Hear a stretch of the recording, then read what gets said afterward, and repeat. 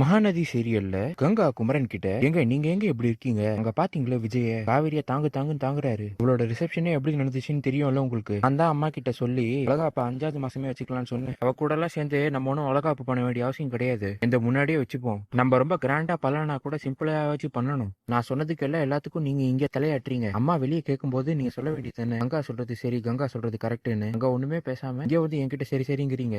என்ன விஜயா உங்ககிட்ட அவ்வளவு பணம் இருக்கா? குமரன் பெரிய ஆள் இல்லன்னு குத்தி காட்டியே பேசுறாங்க.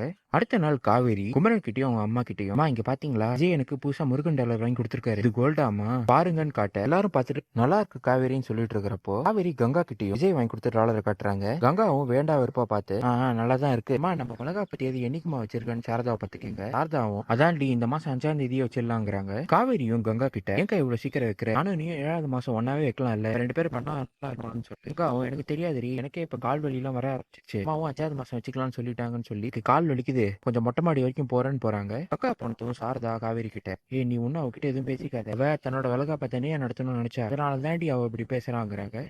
குமரன் கடைக்கு போனதும் நீ ஏன் அங்க கஷ்டப்பட்டு வர, ஆர்டர் நானே செய்வேன்னு சொல்ல, இல்ல இல்லங்க கடையில வேலை இருக்காதான் நான் வந்தேன், எனக்கு மட்டும் என்ன நான் கேட்டதெல்லாம் கிடைச்சிட போகுதுன்னு ஒரு மாதிரி குதர்க்கமா பேச குமரன் எனக்கு அங்க வேணும் உனக்கு, நீ என்ன சொன்னாலும் நான் வாங்கி தரேங்கிறாரு. கங்காவும் கொஞ்சம் கூட யோசிக்காம எனக்கு தங்கத்துல ஒட்டியான வேணும், உங்களால வாங்கி தர முடியுமாங்க, அதான் உங்களால முடியாதுன்னு தெரியும்ல, அப்புறம் எதுக்கு சும்மா கேக்குறீங்க, போங்க நம்மளுக்கே நிறைய ஆர்டர் இருக்கு இதெல்லாம் எடுத்து பண்ணணும்னு சொல்லிட்டு வேலையை பார்க்க ஆரம்பிச்சிடுறாங்க. குமரனுக்கும் கங்கா ஏன் நம்ம கிட்ட இப்படி நடந்துக்கிறா, நம்ம எதுக்குமே ஆகாதவன் நினைச்சிட்டா போல, ஏதாச்சும் பண்ணி கங்காவோட ஆசையை நிறைவேற்றணும்னு ஒரு முடிவு எடுக்கிறாரு.